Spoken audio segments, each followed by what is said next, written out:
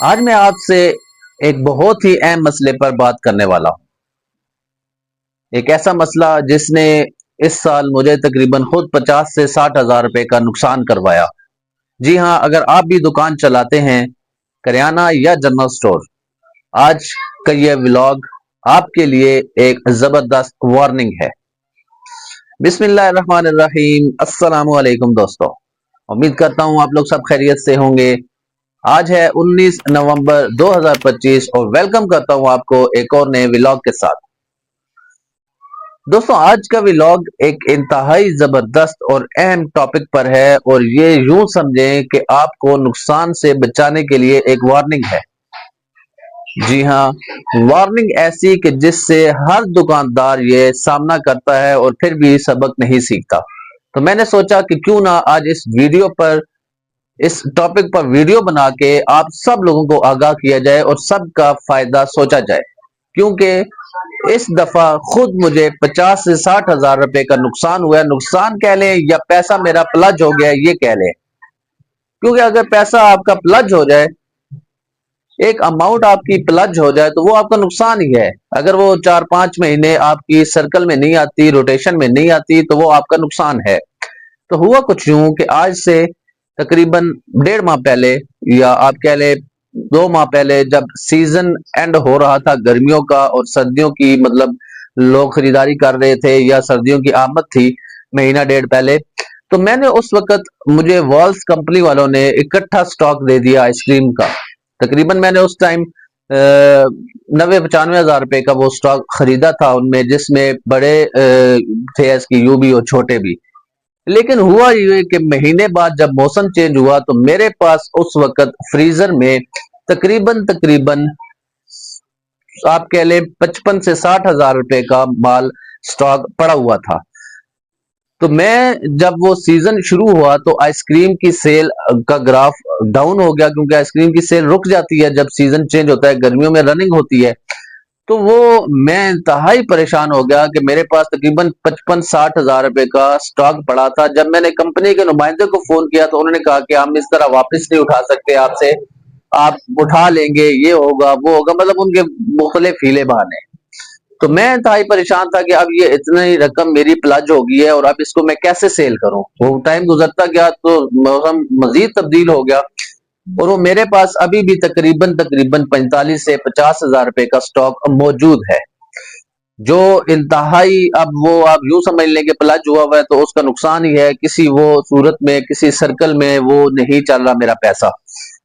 ایک وہ، اور تقریباً پھر تھوڑا سا سٹاک پڑا ہوا ہے اس کا ٹینک کا، تقریباً 5-6 ہزار روپے کا وہ سٹاک ہے، تو ملا کے 50-60 ہزار روپے یہ بن جاتے ہیں جو میرے پاس سٹاک پلج پڑا ہوا ہے۔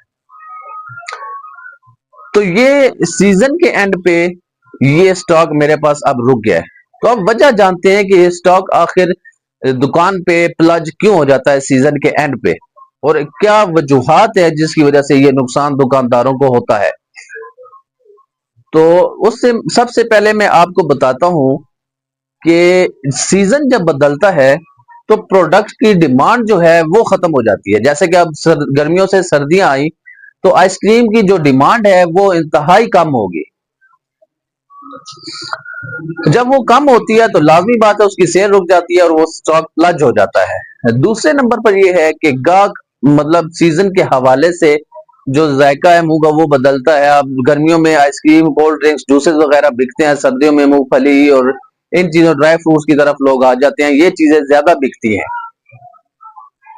اس کے بعد دکاندار یہ سوچتا ہے کہ یہ آئٹم میرے چلتے رہیں گے، چاہے تھوڑا بکیں زیادہ بکیں، رننگ چلتی رہے گی، لیکن وہ سیزن کے شروع میں بالکل وہ سٹاک ڈیڈ ہو جاتا ہے، جس کی وجہ سے پیسہ پلج ہو جاتا ہے، جس طرح میرا پیسہ پلج ہوا ہے۔ تو اب میں آپ کو یہ بتاتا ہوں کہ یہ جو پیسہ پلج ہو جاتا ہے اس کا حل کیسے نکالا جائے۔ وجوہات تو میں نے آپ کو بتا دی اور آپ نے بھی تجربہ آپ کے ساتھ شیئر کر دیا کہ کس طرح میرا پیسہ پلج ہوا اور کن وجوہات کی وجہ سے یہ پیسہ پلج ہوتا ہے۔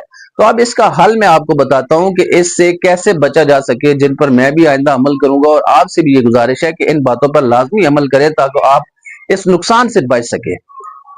سب سے پہلا پوائنٹ تو یہ ہے کہ سیزن کے اینڈ پہ تقریباً 2-3 ہفتے 4 ہفتے 1 ماہ پہلے جو ہے نا آپ اپنا سٹاک چیک کریں اور جو خریداری آپ نے کرنی ہے وہ آپ اپنی کم کر لیں.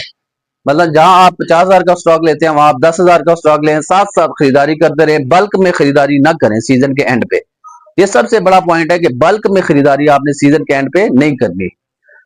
پھر اس کے بعد یہ ہے کہ جب کوئی بھی سٹاک لیں تو ایکسپائری لازمی چیک کر کے لیں سیزن کے اینڈ پہ, کیونکہ اکثر جو آرڈر بکر ہوتے ہیں وہ سیزن کے اینڈ پہ آپ کو شارٹ ایکسپائری والا سٹاک دے دیتے ہیں اور پھر بعد میں اس کا کوئی کلیم بھی نہیں ہوتا.